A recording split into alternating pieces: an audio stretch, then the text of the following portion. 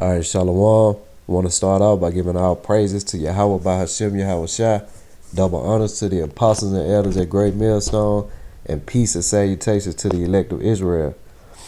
Now, I just want to do a quick video today going into some scriptures dealing with the things that are going on in America today, which is Babylon. You got Israelites, so-called black people, getting all agitated and tensions getting real high about the recent killings that keeps going on of so-called black people. But being in this truth and in these scriptures and understanding, you have to know that it's the will of the Lord that these things have to happen. You got to understand that ultimately it's his will that these things go on.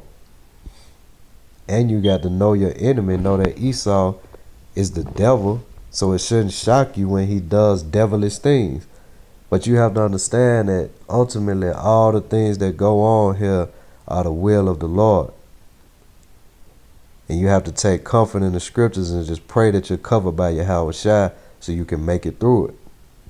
But don't get caught up in the protesting and marching and flipping out, because that's not going to solve anything. The Lord is the one who is in control of all this. The only way out of this is through him, not through protest, not through electing a new president, not through any other means, but through the Most High and his Son. So I'm going to jump right into a few scriptures. This is the book of Job, chapter 4, verse 7. Remember, I pray thee, whoever perished being innocent, or where were the righteous cut off?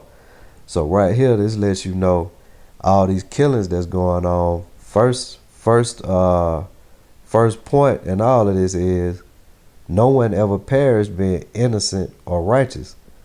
No matter if it was a newborn baby, a grown man who never did nothing, that was a good guy his whole life, or 4 years old, like this 4-year-old who just got killed in Birmingham.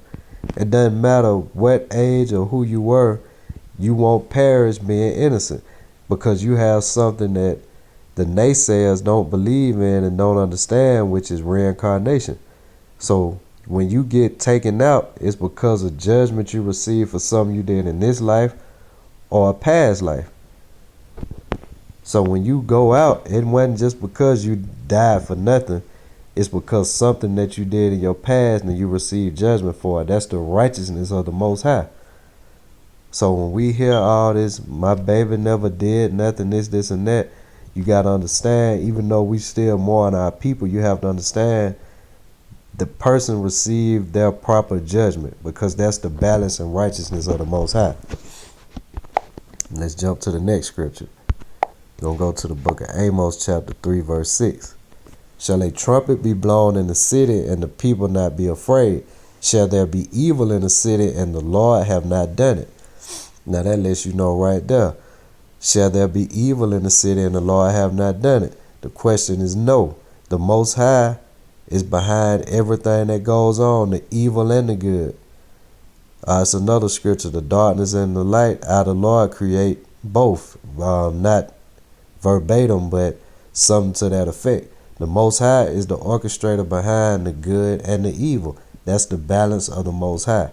So when you have, like today, you had a train wreck in New Jersey somewhere. When you have a train wreck, it's the Most High who's behind it. A little kid shot up a school today in South Carolina. When you have stuff like that, it's the Most High who's behind it. It's the will of the Lord that these things must happen. Now the next scripture we're going to go to Lamentations chapter 2. We're going to start down here at verse 20. No, excuse me, we're going to go to verse 21. This Lamentations 2 and 21. The young and the old lie on the ground in the streets. My virgins and my young men are fallen by the sword. Thou hast slain them in the day of thine anger. Thou hast killed and not pitied. So he's talking to the Most High, man. He's killing our virgins, our young women, and our young men, our old and our young, lying in the streets dead by the hands of the cops and by the hands of other jakes. But it's the Lord that's doing it. These cops killing kids, they killing women, they killing young, old, all of that. They lay in the streets. This same thing going on right now. But what did he say? Thou hast killed and not pitied. The Most High has done it. Verse 22, thou hast called as in a solemn day my terrors round about, so that in the day of the Lord's anger none escape nor remain. Those that I have swaddled and brought up have my enemy consumed. Swaddled and brought up, that's bringing somebody up from a baby. So he's saying the Most High did this in his anger, but catch the bottom end of it. He's saying mine enemy have consumed. So even though the Lord is behind all of these things that's going on, he's using our enemy to take us out. So that's going to make me jump to this next scripture. That's going to lead me right into the next point. And it's Psalm 17 and 13. Arise, O Lord, disappoint him, cast him down, deliver my soul from the wicked, which is thy sword. So this scripture right here lets you know that the wicked, we all know who the wicked is. That's Esau, the so-called white man. That is the Most High's sword. That's the sword of the Most High. These wicked devils. So even though it's his will, the things that happen to us, the way he goes about it is to use his sword, which is Esau, the so-called white man. That's the sword that he uses to take us out. Because you got a lot of Jakes who have to receive their judgment. And what other way are you going to receive that judgment than by the hands of your enemy? That's the worst way to go out. When you get killed by one of these cops, that's the worst way to go out. Dying at the hands of your enemies. That's one of the worst things that can happen to you, is to die at the hands of your enemies. So the Most High plays a deadly, deadly game, man. I'm telling you, it's no joke. But these all are things that the Most High does.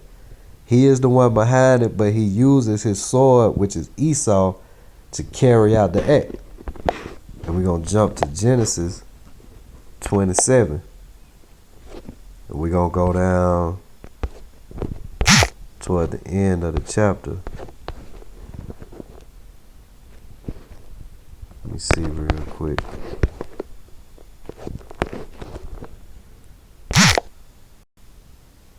Had the app not responding. Let's pull it back up. Bear with me 1 second.